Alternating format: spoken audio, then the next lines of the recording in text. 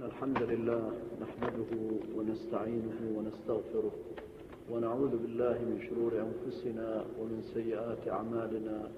من يهده الله فلا مضل له ومن يضلل فلا هادي له، وأشهد أن لا إله إلا الله وحده لا شريك له، وأشهد أن محمدا عبده ورسوله. يا أيها الذين آمنوا اتقوا الله حق تقاته ولا تموتن إلا وأنتم مسلمون. يا أيها الناس اتقوا ربكم الذي خلقكم من نفس واحدة وخلق منها زوجها وبث منهما رجالا كثيرا ونساء، واتقوا الله الذي تساءلون به والأرحام إن الله كان عليكم رقيبا. يا أيها الذين آمنوا اتقوا الله وقولوا قولا سديدا يصلح لكم أعمالكم ويغفر لكم ذنوبكم، ومن يطع الله ورسوله فقد فاز فوزا عظيما. أما بعد، فننهي بحثنا السابق إن شاء الله بحديث جلل رواه جابر بن عبد الله عن النبي صلى الله عليه وسلم قال: أوصاني رسول الله صلى الله عليه وسلم ب10 كلمات. قال: لا تشرك بالله شيئا وإن قتلت وحرقت، ولا تعص والديك وإن أمراك أن تخرج من أهلك ومالك، ولا تتركن صلاة مكتوبة متعمدا، فإن من ترك صلاة مكتوبة متعمدا فقد برئت منه ذمة الله. ولا تشربن خمرا فإنه رأس كل فاحشة، وإياك والمعصية فإن بالمعصية حل سخط الله، وإياك والفرار من الزحف وإن هلك الناس، وإن أصاب الناس موت فاثبت، وأنفق على أهلك من طولك، ولا ترفع عنهم عصاك أدبا، وأخفهم في الله. هذا آخر حقوق الأبناء على الآباء والآباء على الأبناء. فيقول معاذ بن جبل يقول: أوصاني رسول الله صلى الله عليه وسلم. فمن عادة العرب الوصية أن تغلى في أعينهم وفي نفوسهم وفي مجتمعاتهم. الوصية غالية جدا، ولذلك يقول عندنا النصيحة بجمل، النصيحة بجمل. فالوصية الواقع غالية. هو يقول: أوصاني خليلي. إذن محمد بن عبد الله صلى الله عليه وسلم لا يوصي إلا بما هو ثمين وغالي، ويجب أن يحرص عليه، يجب أن يحرص عليه، لأنه نبي لا يتكلم إلا بالوحي، لا ينطق عن الهوى، إن هو إلا وحي يوحى. إذن عندما يقول أوصاني رسول الله صلى الله عليه وسلم، إذن الأمر هام ومهم، وما يوجد أهم من هذه الوصايا 10 بالفعل، بل هي أمهات الوصايا، لأنها الأشياء اللي فيها من أمهات الدين الذي يجب أن تفعل ويجب أن يبتعد عنها. فبدأها صلى الله عليه وسلم بقوله: لا تشرك بالله شيئا، أي أول وصايا. المعنى: كن موحدا. فالذي لا يشرك بالله شيئا حتما مفهوم المخالفة أنه موحد. إذن يا معاذ كن موحدا، وحد ربك في أسمائه وصفاته، في أفعاله. لماذا؟ الأسماء والصفات والأفعال والذات. إذن لابد أن نوحد ربنا بذاته، واحد بذاته ليس كذاته شيء، واحد في أسمائه وصفاته ليس كمثلها شيء. هو سميع وأنا سميع، الله بصير وأنا بصير بنص القرآن الكريم، فجعلناه سميعا بصيرا عن الإنسان، والله وصف نفسه سميع بصير، لكن وحده بسمعه وبصره أي ليس كمثله شيء، لا يشبهه شيء من مخلوقاته. إذن الذي لا يشرك بالله شيئا يفرض عليه فرض عين أن يكون موحد. الله واحد قلنا بذاته، بأسمائه، بصفاته، بأفعاله، بأقواله.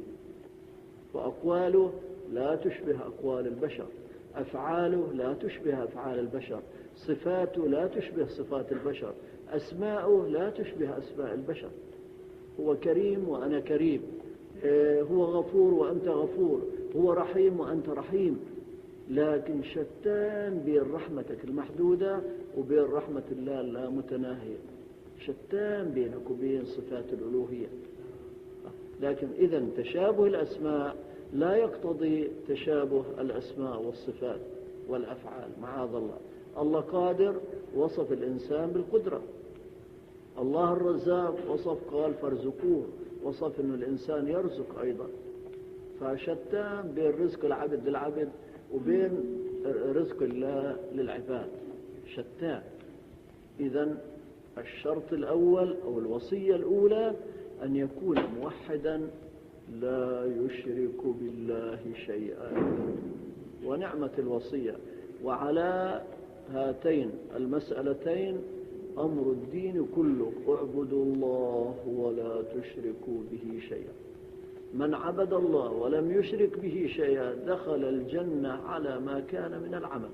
والله لو بلغت الذنوب عنان السماء وملأت طباق السماوات والأرض معاصيه ووحد ولم يشرك إلا ويدخله الله الجنة على ما كان معه من عمل. ليه؟ لأنه قوام ديننا وقوام دعوات الرسل اعبدوا الله أي وحدوه ولا تشركوا به شيئا. فإذا الوصية الأولى جامعة مانعة، وقوام الدين وقوام دعوات الرسل من لدن آدم إلى يوم القيامة موقوفة عليها.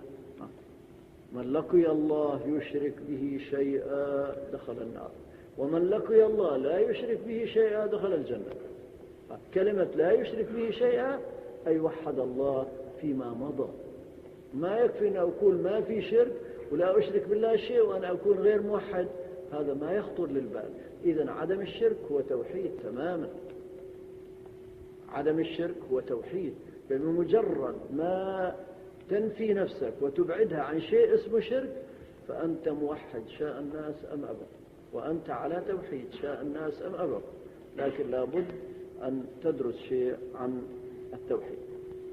ولذلك قال لا تشرك بالله شيئا وإن قتلت وحرقت، حتى لو حرقوك بالنار، لأنه حرق النار في الدنيا بمجرد ما تخرج الروح منك ما لجرح بميت إيلام، تنتهي من تعذيب البشر. يعني منتهى قدرة البشر علي يزهقها الروح، يقتلوني، بعد الموت ما يسلطوا علي، خلاص فأنا في أمان 1,000,000% منهم. ولو قطعوني، لو حرقوني، لو ذروني في الرماد في الطوز ما أتأثر 1/1,000,000. إذن منتهى تحريق الناس لي وتقطيعهم لي بالمناشير حتى تخرج مني الروح فقط. فمتى خرجت لا سلطان لهم عليه. ولكن الله جل وعلا جلت قدرته ما في مناص، ما في مهرب من الله أبدا، مهرب من الله ما في. وضربنا لكم مثل فيما مضى على هذا المكان، قلنا لكم رجل لم يعمل خيرا قط، ما عمل شيء اسمه خير أبدا، وقال لئن قدر الله علي لا يعذبني عذابا شديدا. فقال لهم يا أولادي إذا أنا مت احرقوني واجمعوا الرماد في قارورة، وفي يوم عاصف في يوم زوابع شديدة ذروني في البحر والبر. ففعلوا الوصية، وإذا به على الفور والساعة في قبضة الله. قال له ما حملك على هذا؟ قال مخافتك، خوفي منك. فغفر له الله، غفر له الله. فهنا القصة تدلنا إنه أسرع من لمح البصر. قال لها الرماد كن، وإذا به إنسان سوي وإذا به إنسان كامل مكمل كما كان في الدنيا، واقف بين يدين جبار السماوات والأرض. إذا بعد الموت، بعد الإحراق، ما في مفلت من الله معاذ الله، ولا تحين مناص، ما في مفر، ما في مهرب. وأما البشر خلص منهم، استفزوا، أضربوا، ألطموا كف، يطلق علي رصاصة قتلني، أتخلص منه مليون في المليون. ولذلك يقول وإن حرقت، فأنت إذا حرقت على توحيد وعلى عدم الوقوع في الشرك، وإذا حياتك أبدية دائمة في جنة عرضها السماوات والأرض في مقعد صدق عند مليك مقتدر. إذا نعمة الوصية ورب الكعبة، وصية لا تعادلها وصية أبدا. فإذا حتى لو حرقوك، وذكرنا قصة الغلام وقصة الساحر مع الغلام، قصة الوزير كيف نشروه بالمنشار، قصة الراهب كيف نشروه بالمنشار، قصة الولد قال له خذ سهما من كناتي واضربني، وضربوا وقتلوا.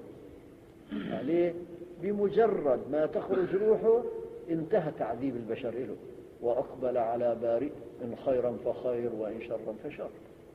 إذا المسلم يحرص حتى لو حركوه تنظر بعين البصر والبصيرة بعد الإحراق، هذا أحرقوني على شيء يرضي الله أو يغضبه؟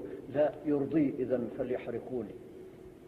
والولد الصغير على بز أمه، على ثدي أمه، رسم درس للعالم. الله أراد لأمه السعادة، وإذا الرب يشد أزرها بالرضيع اللي على ثديها قال لها يا أمه اصبري فإنك على الحق، تحمل الحرب ولا تشرك بالله شيء، ولا تجعل هذا الطاغية هذا الطاغوت ملك. ورمت نفسه وولدها بالنار. لما؟ لأنه إنك على الحق. إذا ما دمت على الحق، ليعذبوا ما شاءوا، ليقتلوا ما شاءوا، ليحرقوا بما شاءوا، ليقطعوا بما شاءوا، يعذبوك بالكهرباء في قلع الأظفار، ما دمت بجانب الله وعلى حق لا تخشى في الله لومة لائم. لما؟ لأنه بعد التعذيب هذا الله جل وعلا ما بضيعك، ولربك فاصبر والذين صبروا ابتغاء وجه ربهم. الصبر إنما يوفى الصابرون أجرهم بغير حساب، خذ بدون حساب، كل شيء له حساب، الحسنة ب10 إلا الصبر بغير حساب. يحثو الرب ويعطيك، يحثو ويعطي بلا حساب. لما؟ لأنك صبرت وترضيه. ولذلك نحن لو حرقنا، وأصعب من الحرق والتقطيع ما في. كل من يقول يجي يحرقوا بأسياخ النار، يحرقوا رجله، يحرقوا إيده، يحرقوا أصابعه. الواقع هذا أمر عذاب يصير اللي هو الحرق. وبعدين التقطيع، يجي يمسك إيدك وينشرها بالمنشار، يمسك رجلك وينشرها بالمنشار، يمسك أنفك وينشره بالمنشار. الواقع فيها صعوبة، فيها مرض. فلذلك حتى لو فعل بيك أقسى العقوبات، إياك يخطر لبالك أن تشرك بالله شيئا. لماذا؟ لأن سعادتك وشقاوتك متوقفة عليه. لئن أشركت لا يحبطن عملك ولا تكونن من الخاسرين، تخسر الدنيا والآخرة. إذا أثبت وأصبر على النار، أصبر على الحرب، وأظل على توحيدي والبعد عن الشرك.